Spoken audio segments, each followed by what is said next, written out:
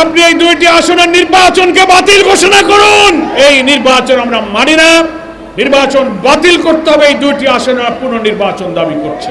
গতকালকে বগুড়া এবং শেরপুরে অনুষ্ঠিত দুইটি আসনের উপনির্বাচনে নির্লজ্জভাবে কেন্দ্র দখল, ভোট ডাকাতি, জোর করে ব্যালটে সিল মারা, জাল ভোট দেওয়া এবং আমাদের দলের নেতা কর্মীদের উপর নৃশংসভাবে হামলা আক্রমণ করে অনেক লোককে তারা আহত করেছে। একজন মুমূর্ষ অবস্থায় এখন হসপিটালে তারা সময় কাটাচ্ছে।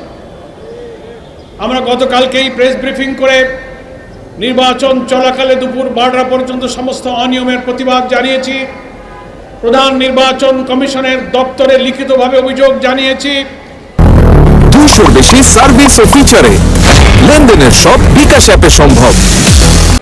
আমাদের প্রিয় নেতা, জাতীয় সংসদে বিরোধী দলীয় নেতা আমিরে জামাত জাতীয় সংসদে তার প্রতিবাদ করেছেন, অধিবেশন শেষে সাংবাদিকদেরকে বলেছেন। কিন্তু দুঃখজনক হলেও সেই সব ভোট ডাকাত, কেন্দ্র দখলকারী, হামলা করে যাদেরকে মৃত্যুর দিকে ঠেলে দেওয়া হচ্ছে, তাদের কোন একজনকে এখনো গ্রেফতার করা হয়নি। জাতীয় সংসদে দাঁড়িয়ে সরকারি দলের সদস্যরা বলছেন ভোট নিরপেক্ষ নির্বাচন হচ্ছে।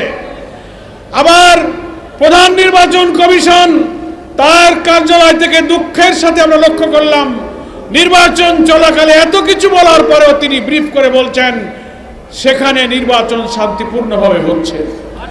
অথচ সোশ্যাল মিডিয়াতে, গণমাধ্যমে দেখা যাচ্ছে ভোটার নয়, অনেক লোক ভোট কেন্দ্রে ঢুকে পড়ছে।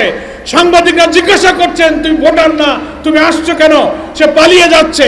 ভোট কেন্দ্রের মধ্যে বাস্তবরা বিরিয়ানির প্যাকেট, প্রার্থী ঢুকে দেখছে ব্যালটে সিল মারা, জিজ্ঞাসা করছে প্রিজাইডিং অফিসার কোনো কৈফিয়ত দিতে পারছে না।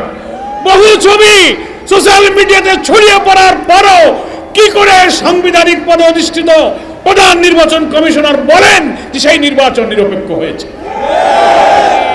আমরা এর তীব্র নিন্দা জানাই।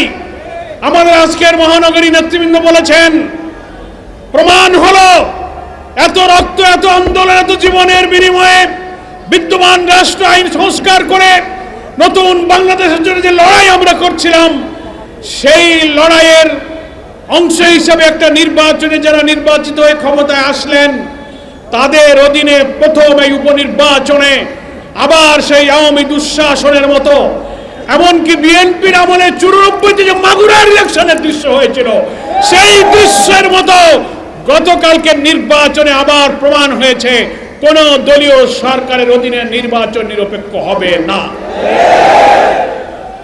আমরা প্রধান নির্বাচন কমিশনারকে বলবো, আপনি এই দুইটি আসনের নির্বাচনকে বাতিল ঘোষণা করুন।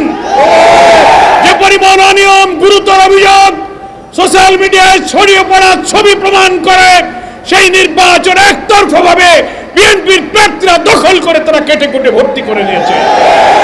এই নির্বাচন আমরা মানি না, নির্বাচন বাতিল করতে হবে। এই দুইটি আসনের পুনর্নির্বাচন দাবি করছে।